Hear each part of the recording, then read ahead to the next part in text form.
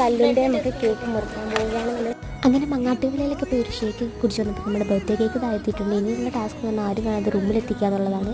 ഇങ്ങനെ സന്ധ്യയപ്പോൾ എല്ലാവരും കൂടെ കൂടി നിന്ന് പ്ലാൻ ചെയ്യണം, എങ്ങനെ മുറിക്കണം, പിന്നെ എങ്ങനെയാണ് പ്ലാൻ, എങ്ങനെ സർപ്രൈസ് ആക്കണം എന്നൊക്കെ. അപ്പോൾ കല്ല് നിശ്ചയിക്കാൻ പോയിക്കണം. അപ്പോൾ അത് കഴിഞ്ഞിട്ട് വേണം നമുക്കിതൊക്കെ സെറ്റ് ചെയ്യാനായിട്ട്. അതിൻ്റെ ഇടയിൽ കേക്കിൻ്റെ ഏതൊക്കെ ഭാഗം ആർക്കൊക്കെയാണെന്നുള്ള ചർച്ചയൊക്കെ ഉണ്ടായിരുന്നു. പിന്നെ ഒരു നീണ്ട കാത്തിരിപ്പായിരുന്നു കല്ല് വീഴുന്നിടം വരെ. പക്ഷെ നമ്മൾ ആരും പ്രതീക്ഷിക്കാതെ കല്ല് പെട്ടെന്ന് സർപ്രൈസ് ആയിട്ട് കടന്നു വന്നു.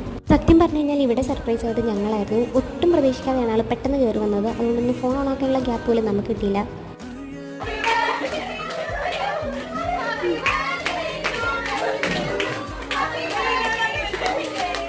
നമ്മൾ ചമ്മിപ്പോയതുകൊണ്ട് കല്ലുവിനെ വീണ്ടും റൂമിൻ്റെ ഫ്രണ്ട് നിർത്തി വാതിലടച്ചിട്ട് ആർട്ടിഫിഷ്യലായിട്ട് കല്ലുവിനോട് ഒന്നുകൊണ്ട് സർപ്രൈസ് ആവാൻ പറഞ്ഞു. നമ്മൾ പറഞ്ഞ പോലെ തന്നെ കല്ലു നല്ല സൂപ്പറായിട്ട് അതൊക്കെ ആക്ട് ചെയ്തു. പിന്നെ നമ്മളെല്ലാവരും കേക്ക് മുറിച്ച് എല്ലാവർക്കും കൊടുത്തു. അത് കഴിഞ്ഞപ്പോൾ നല്ല കൃത്യമായിട്ട് നീളത്തിലും തൂക്കത്തിലും ഒക്കെ കേക്ക് കെട്ടിയതു. അല്ലയുടെ കളി മാറും. അപ്പോൾ അത്രയുള്ളൂ ഗൈസ്.